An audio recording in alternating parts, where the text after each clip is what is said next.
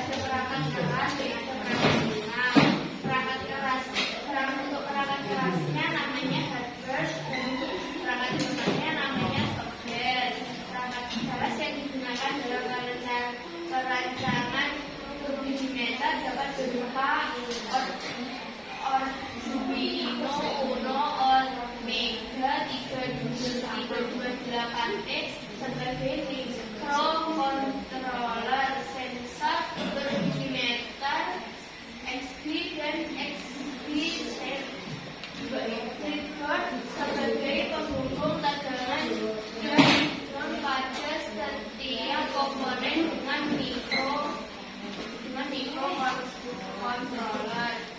Dan untuk software berfungsi untuk mengolah perubahan sinyal output dari sensor ke bawah air. Berikut adalah beberapa hal yang perlu diperhatikan dalam perancangan perangkat lunak untuk multimeter. Versi sinyal analog dari output of AMP ke komputer, mengolah data output foto dioda dengan microcontroller, mengubah data tegangan menjadi alat keperluan yang ditampilkan pada LCD menggunakan compiler audio-visual OVR untuk mengompil dan membuat kode hexa yang akan didownload ke microcompiler menggunakan bahasa pemrograman C.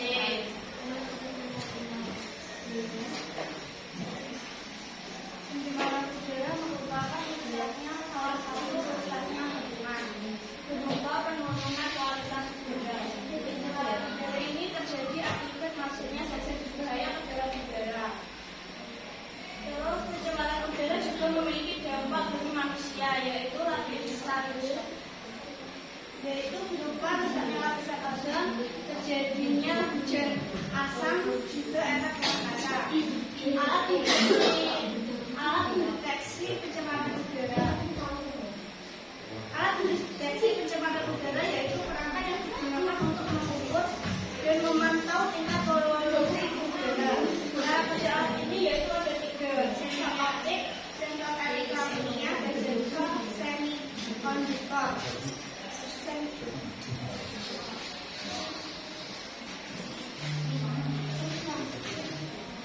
Sensor optik merupakan sensor ini digunakan cahaya untuk mengukur tingkat polusi udara. Sensor elektrokimia merupakan sensor ini menggunakan reaksi kimia untuk mengukur tingkat polusi udara. Sensor semikonduktor merupakan menggunakan bahan semikonduktor untuk mengukur polusi udara. Selanjutnya yaitu jenis-jenis alat mendeteksi pencemaran udara. Yang pertama, memantau kualitas udara portable. Perangkat kecil ini dapat dibawa kemana saja dan digunakan untuk mengukur tingkat polusi udara di lokasi tertentu. Yang kedua, stasiun pemantauan kualitas udara. Stasiun pemantauan ini dipasang di lokasi tertentu dan digunakan untuk memantau tingkat polusi udara secara berkelanjutan. Yang ketiga, sensor kualitas udara.